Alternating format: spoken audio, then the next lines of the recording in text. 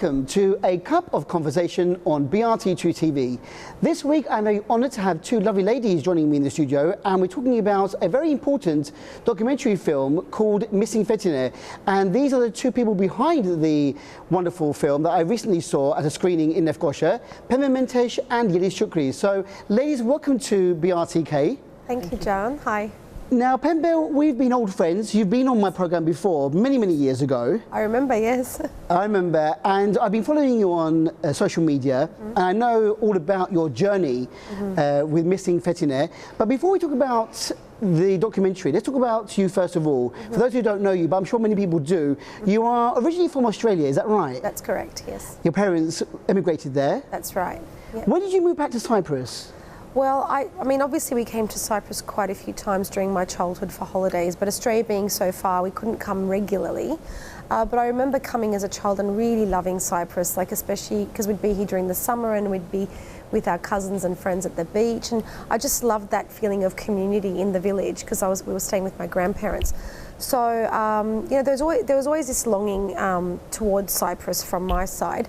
And then in 2004, I was here for a very short period working as an editor for what was then called UNOPS. And then in 2006, a new position opened up and I was encouraged to apply for that. So that's basically what happened. I applied for the job, I got the job. I moved here on the proviso that I'd be here on a one-year contract, and that extended to 7.5 years. So I've been here now since 2006, so it's been 12 years. I got married, I had 2 kids, so I've settled here. So I do miss home, I do miss Australia a lot, but you know, I'm also very much in love with Cyprus and the lifestyle here, and I think it's a great place to raise kids. So. Didn't you go back to Australia for a while when you had your son? Or did you have your son I had there? Both my children there, actually. Right. Both my children were born in Australia.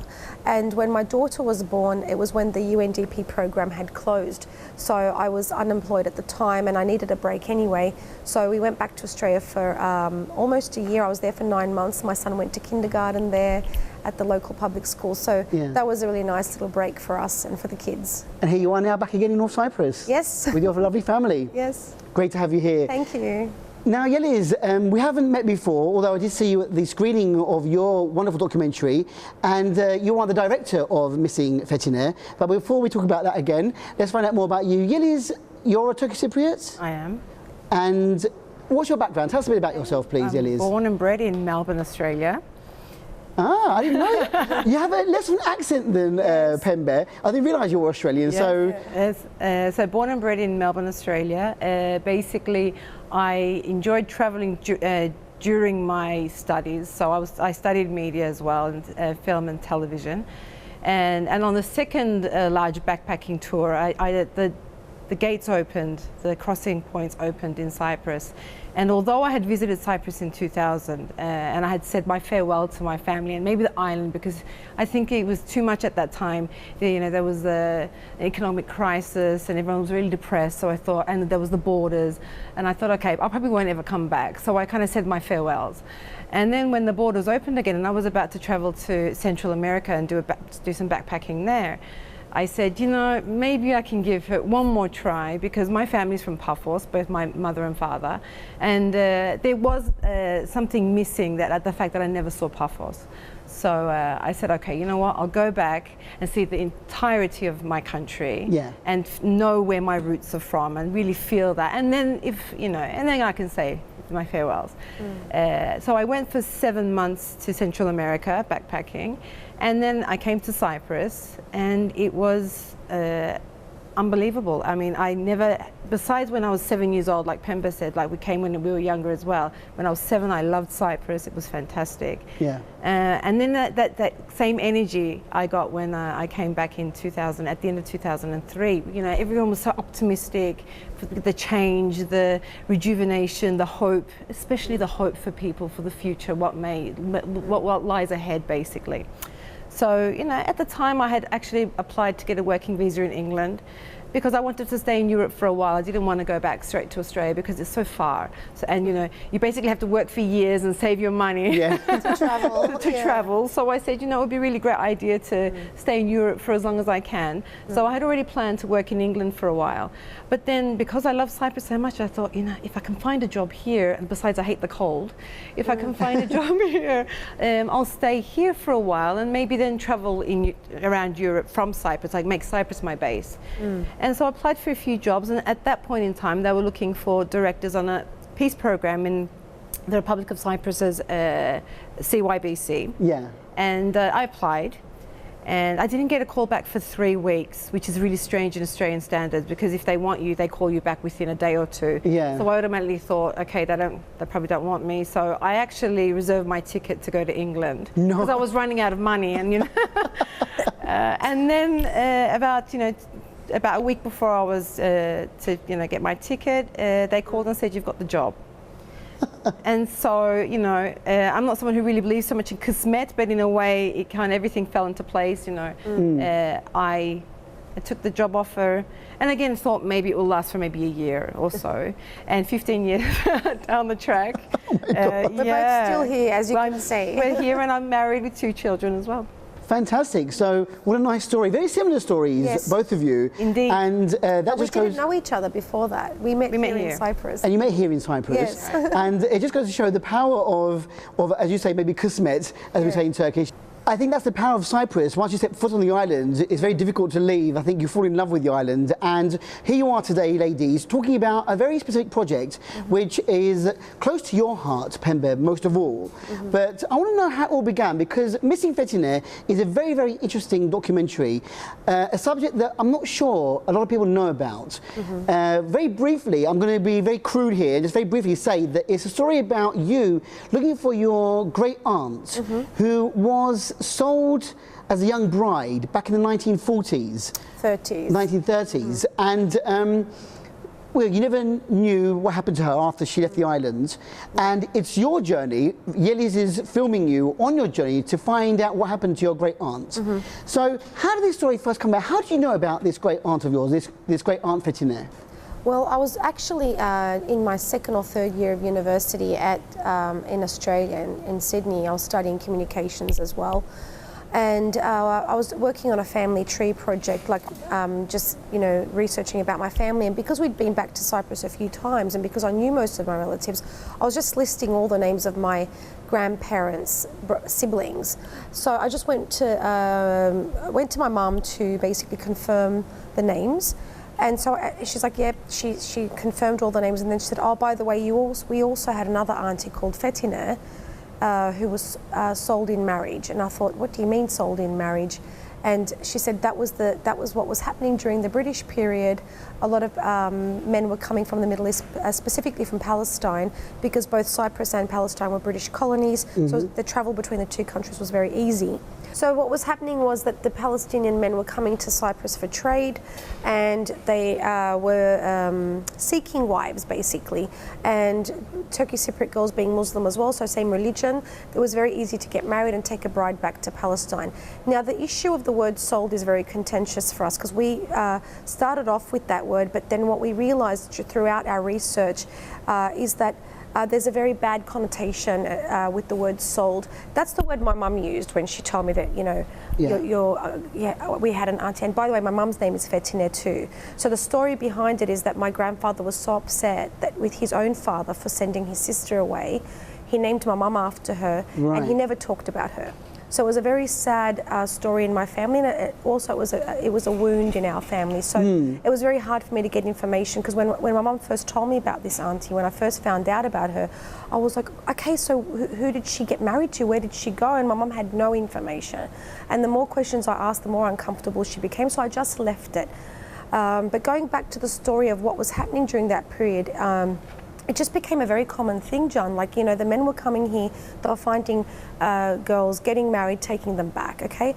The problem that we encounter here is that a lot of the girls were going against their will, they were underage, and they were never sought after. Like there was no communication. It's not like now where we have Facebook and social media. You can keep in touch with relatives all around the world. That wasn't possible back then. So that's the sad thing about these girls, that, you know, we don't know where a lot of them went. And part of our wider project, which we can talk about later, is to try to track down as many of them as possible, because we don't have accurate records, and a lot of records did get burnt.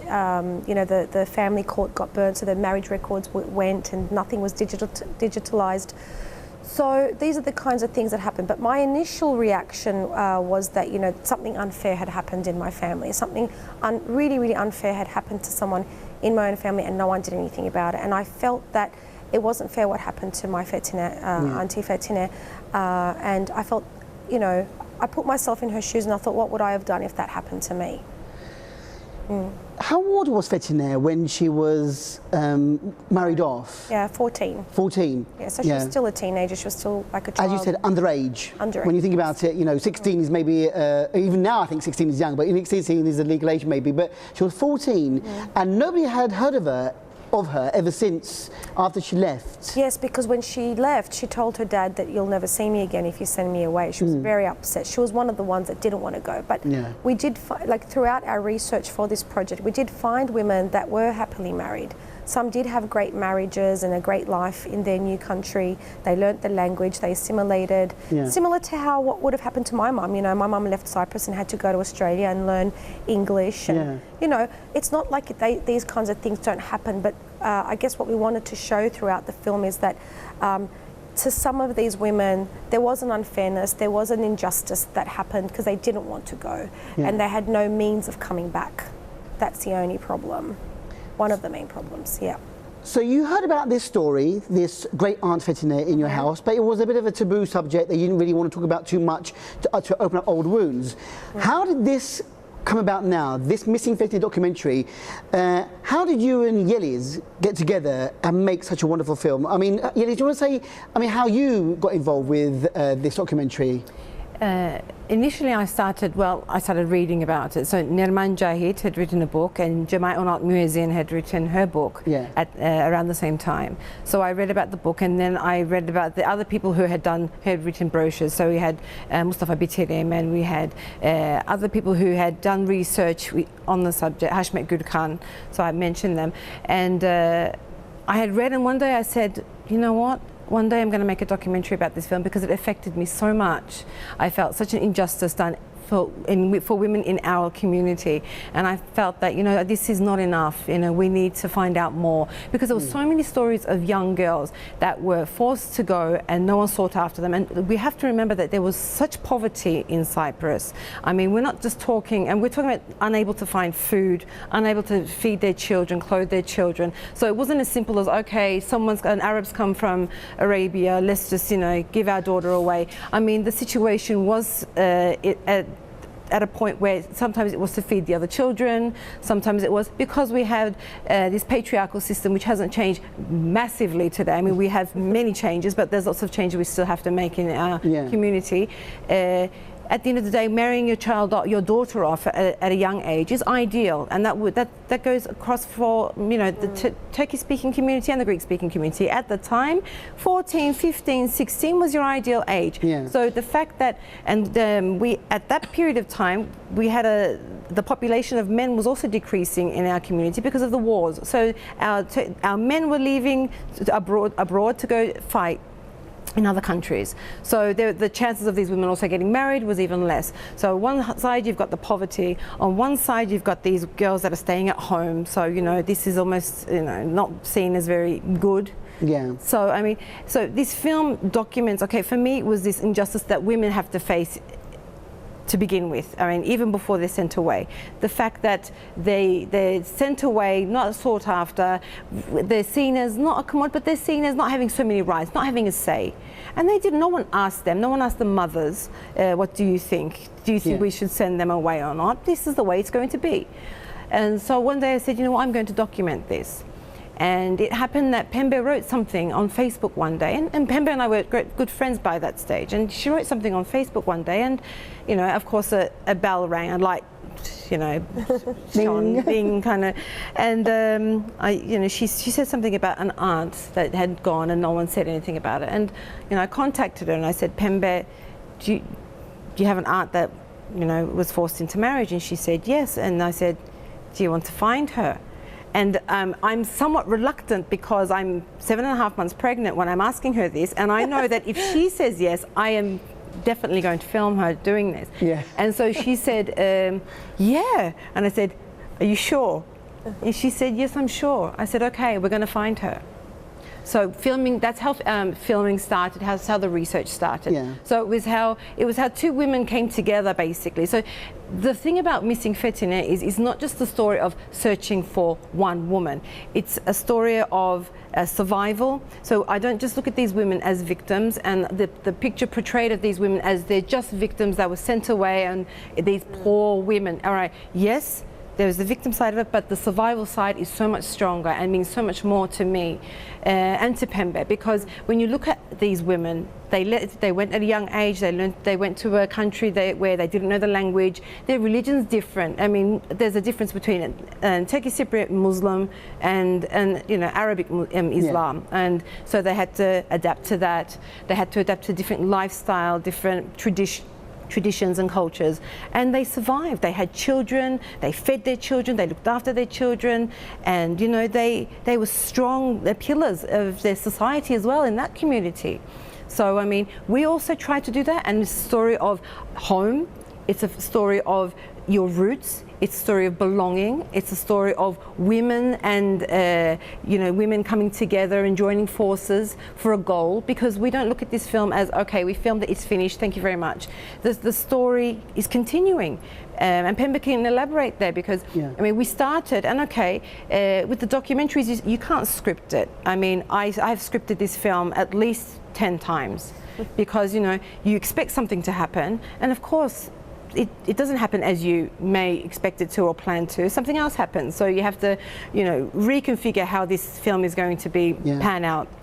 And in the end, the film became something where we actually started to also inspire people, not just to find their aunts or their great, their relatives that went abroad, were forced to go to Arabia, but to the Middle East, but also to look deeper, to go beyond yourself, to become less self-centered, and push the limits of yourself and say, you know what, let's get out of our comfort zone.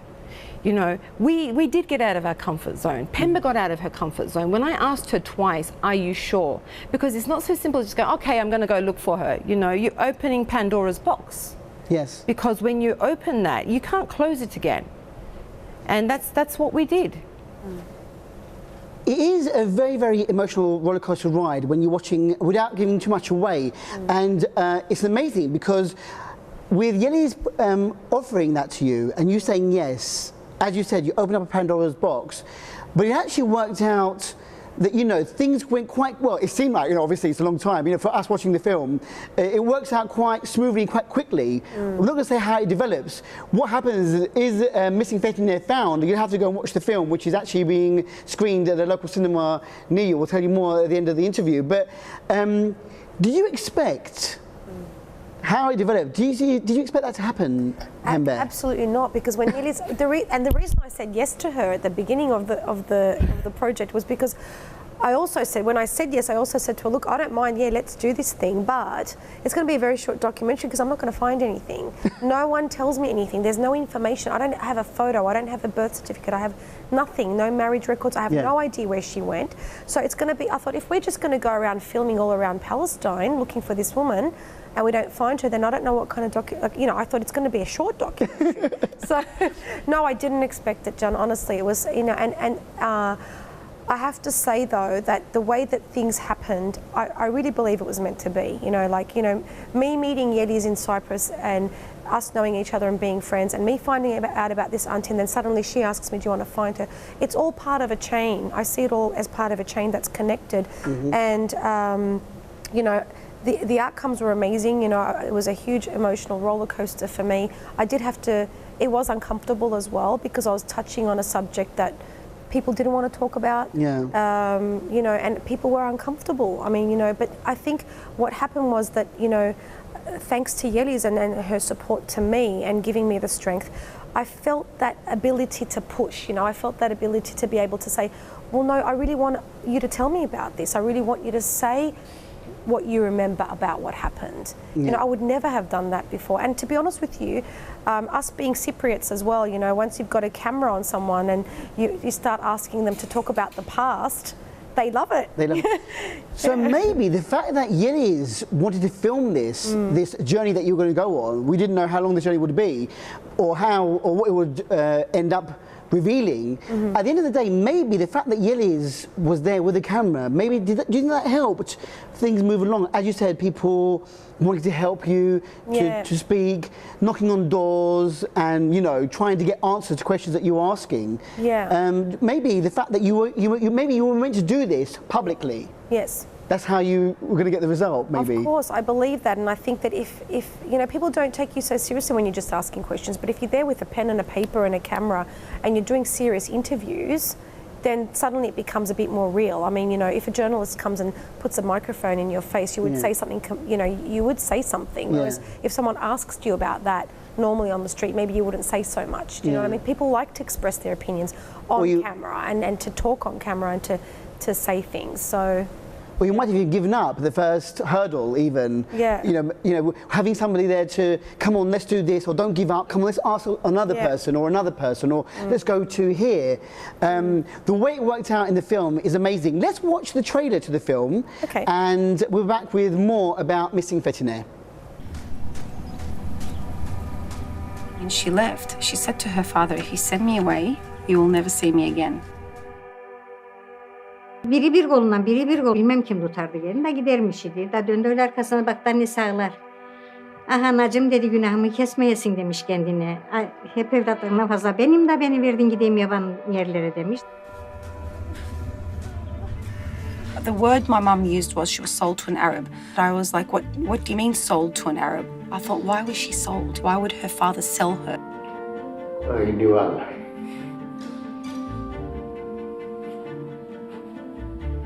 Sademedim, saçları da uzun.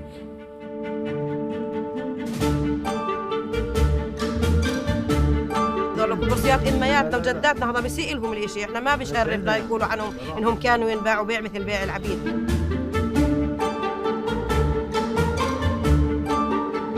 Biraz geç geldiniz. Keşke daha erken geleydiniz. Yıllardan sonra neredendir aklına geliyor? Pembe bulacağım bu kadar. Var Serar bak da ben Kaç sene geçti aradan?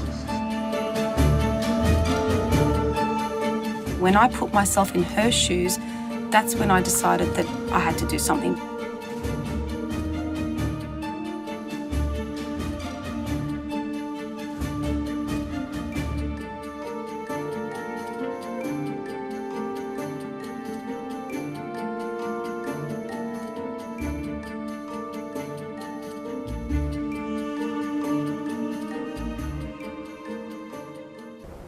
Well, that was the trailer to Missing Fettine, which is currently being screened at various locations and at a cinema near you. More about that later on in a few minutes' time.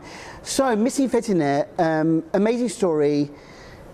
This is actually, as you said at the screening that you gave, that I went to, at the end you said, the documentary might be over, the film might be over for you guys, but the story still continues. Were you surprised that people are actually saying now, or are they saying to you now, actually, I know of this story, or that story? Aren't people now coming up to you and saying, well, there are more Fettines out there that you don't know about, and can you tell our story? What's the reaction been like to this documentary, Yeliz?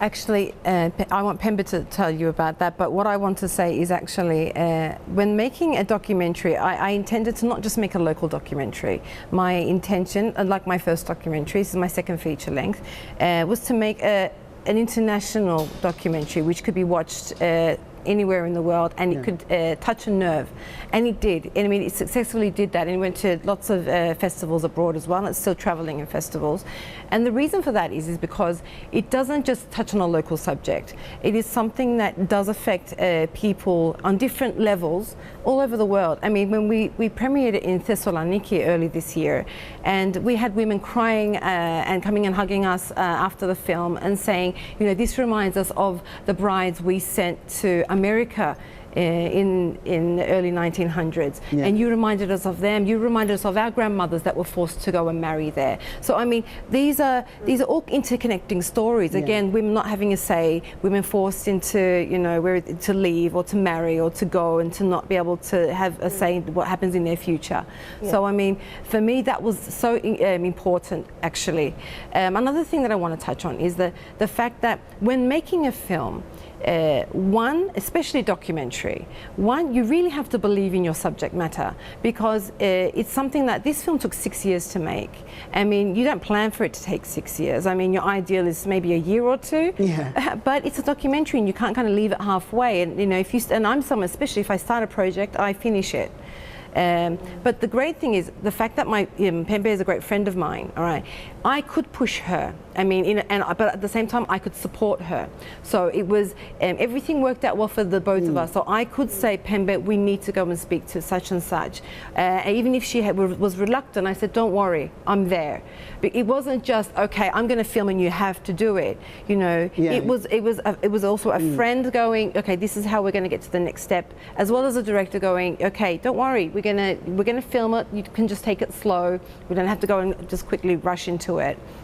So all these elements are so very important. So it hasn't just sparked a nerve in people living here. It's done so in people throughout the world, I would like to say. But you know, Pembe can tell you about the people that are connecting us, contacting us now in Cyprus. Yeah, I mean, child brides, I mean, it's something that's not just specific to Cyprus, you know, child brides everywhere around the world. Indeed. And, you know, many years, I mean, don't forget, we are talking about, you know, 80 years ago, in 1930s, when probably at the time, as you said, about economic situations, how it was then, a 14-year-old girl, maybe it was seen as normal. Indeed. Yes, to exchange. You know, they needed the money. One child was sent off. Okay, we've got the money for the family. We were okay. Maybe it was, you know, desperate times. Dynasties have been formed from marriages between countries, so not to war. It doesn't mean that it's right. Indeed. It just means that it was the truth at that time that we can't explain. So, okay, so what's the reaction for you from this documentary? Well, basically, I think, John, so it has been, as Yeliz said, a very emotional reaction from audiences when they see it. And I think that you just mentioned something very important, because at the time, marrying a girl or forcing a girl to get married or encouraging a girl to get married at that age seemed very normal and very commonplace. But let's not forget that this kind of practice still does go on around the world in different parts of the world, in Asia, in Africa, in the Middle East, maybe even in diaspora cultures in, you know, countries like Canada or America or UK, Australia, where you have traditional practices and customs that are still being carried on from previous generations, and girls being married very young. When I did my TED talk on this topic, one of the things I researched was child marriages and child brides. And one of the things I found out that in India, because of the caste system, for example, baby girls are betrothed at the age of 18 months. So it's decided for them who they're going to marry based on the caste system. So these are things that obviously, like, you know, the UN and the EU are trying to solve this issue, because if you look at the Millennium Development Goals, education is so important. Girls need to be educated. In order for us to have a good economy and for women to participate in society, they need to be educated, they need to be part of the workforce. When you marry a girl that young and she starts having babies, you know, there's all sorts of health complications, and she doesn't get to contribute to society the way that she can if she had an education. But that's obviously, you know, a common, that's a modern thing that we're dealing with. Going back to Missing Fettine, I think it's important to mention that we have a Facebook page, so it's called Missing Fettine Documentary. I also have a blog called Forgotten Brides on WordPress, so if you look up Forgotten Brides on WordPress, you'll find the blog, and in the blog it's in English, so I'm writing about the journey and about our experiences, plus any families or women that have come up as part of the research that may not necessarily be in the film. I'll be writing about them. I just did an interview the other day, actually. I found someone in Jordan who's still alive, and she's, you know, beautiful woman called Najia Hanum, and so I interviewed her, so the next blog will be about her. So I encourage people to follow that. Why? Because, as Yeliz said, and as you said, we finished the documentary, but the project still continues, because we have so many people coming up to us. When we show the film, as Yeliz said, people come up and hug us, you know, and they say, You know, I had an auntie too, or my father's auntie or my mother's auntie was married and she went to Palestine. We only saw her once, or we never saw her. She came back to Cyprus, she didn't come back to Cyprus, all sorts of stories. So what we're using the Facebook page now as a way to connect families, and we've already connected 2 families. Wow. Yeah, and that for me, that's gold. I mean, you can't, you know, if I was to say, what did I want to get out of this documentary? I just wanted to find my auntie. Yeah. But at the end of the day, it's beyond that now. It's beyond me. It's beyond my family. Yeah, it's beyond. It's beyond.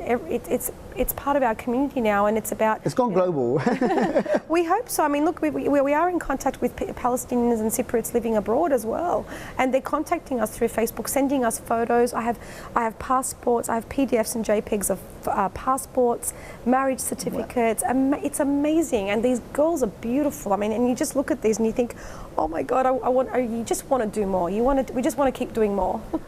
I am itching to reveal, but I don't want to say anything more about the film because, you know, what happens on the journey that Yeliz has filmed with Pembe is an amazing journey, and I don't want to say too much because I want you to go and watch the film because this film is a must-see. Whether you are interested in the subject or not, whether you are interested in human rights, gender equality, whatever, it's just a moving documentary that anyone who has a heart, if you don't cry or shed a tear or get a lump in your throat, then you are not human. And there were grown men in the auditorium when I was watching it who were, you know, holding themselves a lot. To stop themselves crying. How can we watch this film? Now this film, you know, you speak in English in it, you speak in Turkish a little bit sometimes. It is something that our English viewers can watch. Yes. You do have some subtitles in Turkish as well for the, you know, it's multicultural, multilingual, I think. Yes, yes. How can we watch this film? I know that you're having a screening straight after you've filmed with me now, but that's going to be over when this is aired. You have a space at the Ortaköy Lemar Cineplex, is that right? Mm-hmm. So this is starting, well, it's actually on now as we speak, isn't it? What time, or how can we see it? So from the 23rd until the 29th of November at Lemar Ortaköy Cinema, 2 sessions, 7 p.m. and 9 p.m. For a week. Of course, prior to this, we've had screenings in Kyrenia and Famagusta, and that's been with coordination with FEMA. And Pembe, you can elaborate about the 25th, which is coming up. So what we're doing, so the film in Ortaköy will be screened with Turkish subtitles, unfortunately, but for English viewers, for people who need English, a lot of the film is in English, so they can still watch it, but we will also be having a screening as part of the UN Women's Films series. So UNFICYP has been organising women's films from all around the world, and they'll be including movies and films made by women in Cyprus as well. So that's already started. So when our film's going to be shown, I believe it may be shown in the context of International Women's Day. It will definitely be shown in English subtitles somewhere in the buffer zone in Nicosia. But we will share all the information about any future screenings in English or Turkish subtitles on our Facebook page. And we are planning to do Arabic subtitles as well because we want to take this film to Jordan and Palestine as well, where a lot of these women went, and their families are still there. So we just want the 25th. Yes. So we want to encourage people to come to on the 25th of November. It's the International Day for the Elimination of Violence Against Women.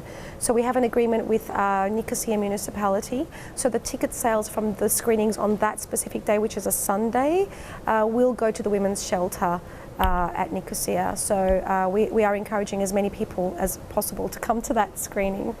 Amazing. Well, you ladies have done a great job.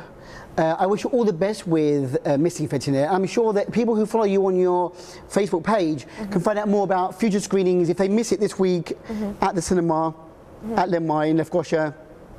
Maybe future screenings. I'm sure you'll be airing it at various locations. Various groups, associations will be picking it up and sharing it. But thank you for coming in today and sharing your story. It's a wonderful story. Thank you. Sad but true about life in Cyprus that we didn't know about, but you brought it to life. And I hope that, you know, maybe other families get together and we'll find other missing relatives via your courage and your expertise in bringing that story to life, Yeliz. Thank you very much for your time today. And thank you for bringing, you know, your story to our attention mention, Pembe. You're a very, very brave woman for going through all that. But thank you very much, and I wish you all the best. And hopefully, maybe come back in the future and find out, tell us more about how it's progressing. Maybe more stories That would be will great. filmed. Yeah, thank you, John. Thanks a lot. Much Thanks a lot. appreciated. You're more than welcome. Yes, once again, thank you to Pembe Mentesh and Yeliz Shukri, who are two ladies behind Missing Fettine. Catch this documentary film now if you can. You'll be sorry if you miss it. Until next week, until next time here in the BRTK studios, take care and go well. Bye-bye.